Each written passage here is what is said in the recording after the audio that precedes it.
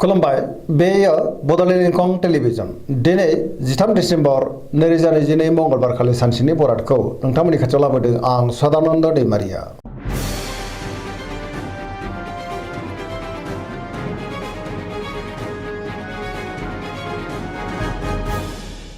सिगां फरायनो लादों मेष राशि गिबि हांखो अ ल दिनैनि साना जोबोर मोजां गोथों आरो गोग्गो साननो रोंगोन गियाननि आंखाल जानाय नङा न'खराव गोजोन थासारि फैगोन गावजों गाव अनलायनायबो बांनो हागौ जेरावबो जाफुंसारगोन मावनो लानाय खामानिखौ थि समावनो आरो गोरलैयैनो मावफुंनोबो हागोन गोसोआ दिनै जोबोर खुसि जागोन देहाया मोजाङै थागोन सोरबा लोगोनिफ्राय मोजां खौरां फैनोबो हागौ रांखावरियाव दिनै जोबोर मोजां होनजायो गोबां धोन आरजिनोबो हागोन बेफार फालांगियावबो दिनै जोबोर मोजां मुलाम्फा मोननो हागौ सोरबा लोगोनिफ्राय थोजासे हेफाजाब मोनगोन बिसि फिसायनि गेजेराव मोजां सोमोन्दो थागोन आरो बिमा बिफानि अननाय आरो बोरखौ मोननो हागौ बहाबा थांनांगौब्ला दिनै जोबोर मोजां आरो मोजाङैनो हान्थिनोबो हागोन गुबुननिफ्राय मोजां खौरां मोननो हागोन गोसोनि बोलोआबो बांगोन समाजाव बयजोंबो अनसायजानो हागौ सेंग्रा सिख्लाफ्रा जोबोर रमान्टिक जागोन आरो गावबा गावनि गोसोनि साननायखौ फोरमायलायनोबो हागोन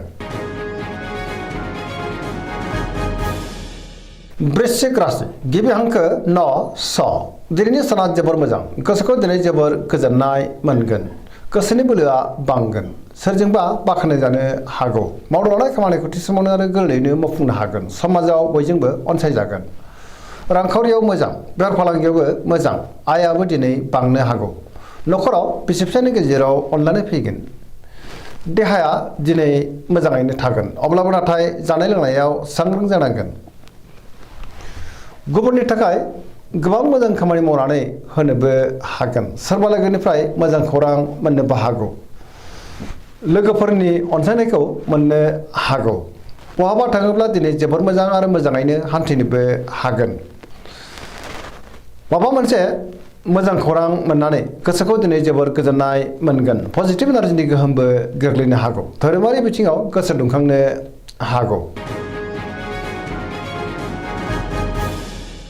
मिथुन राशि गिबि हांखो क स दिनैनि साना जोबोर मोजां सोरजोंबा बाख्नाय जानानै गोसोखौ दिनै जोबोर गोजोननाय मोनगोन बयजोंबो अनजागोन आरो अनसायजागोन गोबां बिथिङाव जाफुंसारगोन गुबुननि थाखाय गोबां मोजां खामानि मावनानै होनोबो हागोन गोसोआ दिनै जोबोर खुसि जागोन गोथों आरो गोग्गो साननो रोंगोन गियाननि आंखाल जानाय नङा देहाया मोजाङै थागोन रांखावरियाव मोजां बेफार फालांगियावबो मोजां होनजायो अब्लाबो नाथाय खरसायाबो बांनो हागौ समाजाव मान मोनगोन गोसोनि बोलोआ बांगोन मावनो लानाय खामानिखौ थि समावनो आरो गोरलैयैनो मावफुंनो हागोन सिगांनि बबेबा आद्रा खामानियाबो दिनै मावफुंजानो हागौ गुबुनजों मोजां सोमोन्दो लाखिनो रोंगोन गोसोआ दिनै जोबोर पजिटिभ जागोन आरो पजिटिभ साननो रोंगोन लाइमोनफोरनि गोसोआ दिनै जोबोर रमान्टिकबो जानो हागौ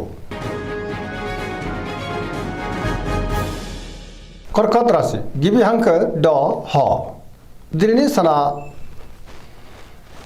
बारा मोजां नङा गोसोखौ दिनै जोबोर गुलाय गुजाय मोनगोन सोरजोंबा एना एनिबो जानो हागौ सोरबा लोगोजों दान्थे बिदान्थे जानोबो हागौ गोसोनि साननायफोरा गोरोबलायाबो जानो हागौ गोसोआव दिनै नेगेटिभ साननाय फैगोन मावनो लानाय खामानिखौ मावफुंनो गोब्राब जागोन रांखावरियाव मोजां अब्लाबो नाथाय खरसायाबो बांनो हागौ बेफार फालांगियावबो मोजां मुलाम्फा मोननो हागोन देहाया मोजाङैनो थागोन अब्लाबो नाथाय जानाय लोंनायाव सांग्रां जानाया गाहाम गुबुननिफ्राय हेफाजाबखौ मोननो हागोन समाजाव मान मोनगोन अब्लाबो नाथाय सोरनिबा गाज्रि नोजोर गोग्लैनोबो हागौ फरायसाफ्रा दिनै फरायनायाव गोसो दुंखांगोन आरो मोजां फिथाइ मोनगोन सेंग्रा सिख्लाफ्रा जोबोर रमान्टिक जागोन आरो गोसोनि साननायखौ फोरमायलायनोबो हागोन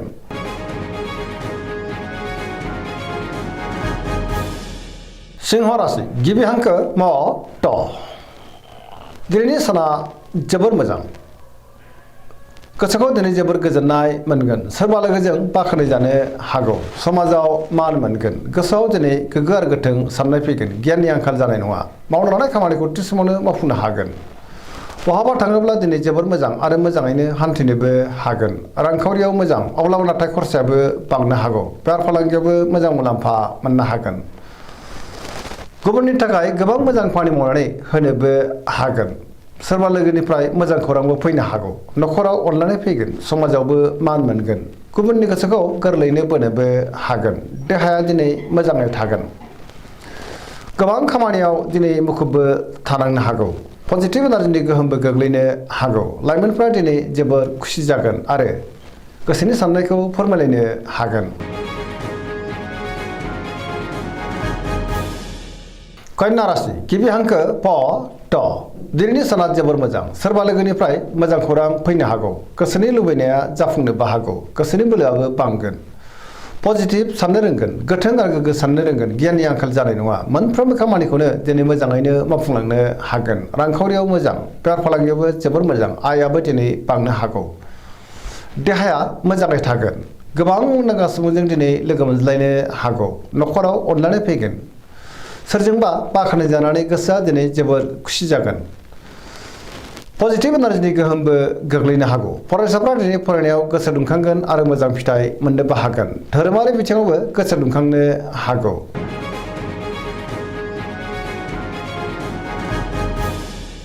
तुला राशि गिबि हांखो र ट दिनैनि साना जोबोर मोजां। गोसोनि साननाया जाफुंनो हागौ। गोसोआव दिनै गोग्गो आरो गोथों साननाय फैगोन। गियाननि आंखाल जानाय नङा। मावनो लानाय खामानिखौ थि समावनो आरो गोरलैयैनो मावफुंनोबो हागोन। सोरजोंबा बाख्नाय जानो हागौ।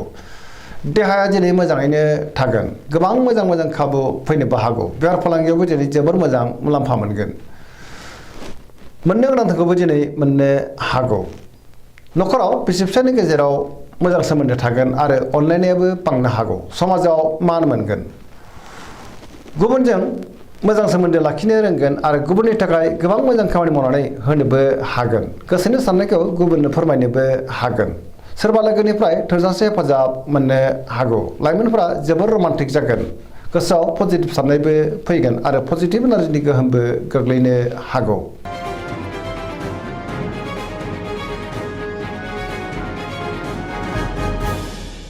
वृश्चिक राशि गिबि हांखो न स दिनैनि साना जोबोर मोजां। गोबां मोजां मोजां खाबु फैनोबो हागौ। गोसोआव दिनै पजिटिभ साननाय फैगोन। गोथों आरो गोग्गो साननो रोंगोन। गियाननि आंखाल जानाय नङा। सोरजोंबा बाख्नायजानो हागौ। गोसोखौ दिनै जोबोर गोजोननायबो मोनगोन। समाजाव लोगो लेवा बांगोन। सोरबा गोजाम लोगोजों बहाबा लोगो मोनज्लायनानै गोसोखौ दिनै जोबोर गोजोननायबो मोनगोन। गोसोआव गोग्गो आरो गोथों साननाय फैगोन। पजिटिभ साननो रोंगोन। मावनो लानाय खामानिखौ थि समावनो आरो गोरलैयैनो मावफुंनोबो हागोन। बहानिफ्रायबा मोजां खौरां फैनोबो हागौ। सोरबा लोगोजों बाख्नाय जानो हागौ। गोसोनि साननायफ्रा मोगथाङाव जाफुंनोबो हागौ। गोसोआव दिनै बोलो बांगोन। समाजाव मान मोनगोन। रांखावरियाव मोजां माब्लाबा नाथाय खरसायाबो बांनो हागौ। बेफार फालांगियाव मोजां होनजायो। देहाया मोजाङैनो थागोन। सिगांनि बबेबा जेंनाखौ दिनै सुस्रांनो हागोन। फरायसाफ्रा दिनै फरायनायाव गोसो दुंखांगोन आरो मोजां फिथाइ मोनगोन। लाइमोनफ्रा जोबोर रमान्टिक जागोन आरो गावबा गावनि गोसोनि साननायखौ फोरमायलायनोबो हागोन।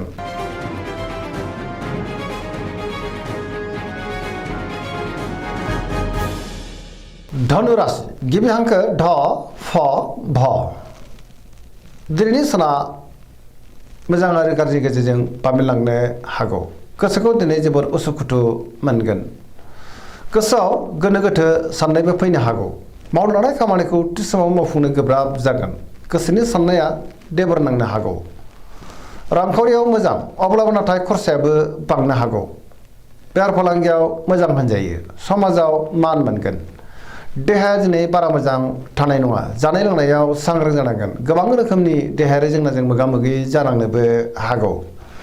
बहाबा दावबायनो एबा हान्थिनो खाबु मोननोबो हागौ। लाइमोनफोरनि गोसोआ दिनै जोबोर रमान्टिकबो जागोन आरो गावबा गावनि गोसोनि साननायखौ फोरमायलायनोबो हागोन।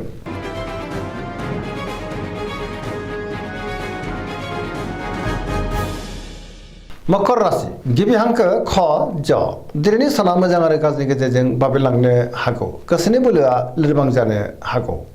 गोसोआव गोनो गोथो साननाय फैगोन। सिगांनि बबेबा जेंनाखौ दिनै सुस्रांनो गोब्राब जागोन। माबा नङा माबा मोनसे गोरोन्थि फैनोबो हागौ। गुबुनजों गोरोबनो गोब्राब जागोन। रांखावरियाव बारा मोजां नङा। नाङा फाङा खरसाया बांनो हागौ। बेफार फालांगियावबो बारा मोजां नङा होनजायो। गुबुनजों मोजां सोमोन्दो लाखिनो गोब्राब जागोन। मावनो लानाय खामानिखौ मावफुंनो हायाबो जानो हागौ। गोदान खामानियाव आखाइ होजेननो हानाय नङा। न'खराव अनलायनाय फैगोन। बिदा फंबायनिफ्राय थोजासे हेफाजाबबो मोननो हागौ।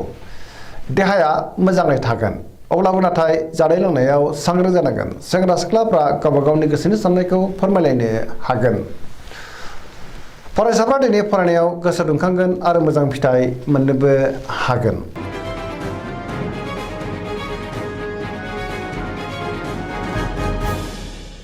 कुम्भ राशि गिबि हांखो ग स दिनैनि साना मोजां आरो गाज्रिनि गेजेरजों बाबेनलांगोन। गोसोखौ दिनै जोबोर उसुखुथु मोनगोन। सहायनो हानाय गोहोआ थानाय नङा। गोसोआव दिनै पजिटिभ साननो रोंनाय नङा। नेगेटिभ एनार्जिनि गोहोम गोग्लैनो हागौ। मावनो लानाय खामानिखौ मावफुंनो गोब्राब जागोन। माबा नङा माबा मोनसे गोरोन्थि मावफ्लांनो हागौ। समाजाव मान मोनगोन। गोबां मुंदांखा सुबुंजों दिनै लोगो मोनज्लायनोबो हागौ। रांखावरियाव मोजां अब्लाबो नाथाय खरसायाबो बांगोन। बेफार फालांगियाव मोजां देहाया मोजाङैनो थागोन। न'खराव बिसि फिसायनि गेजेराव एना एनिबो फैनो हागौ। सांग्रां जानाया गाहाम।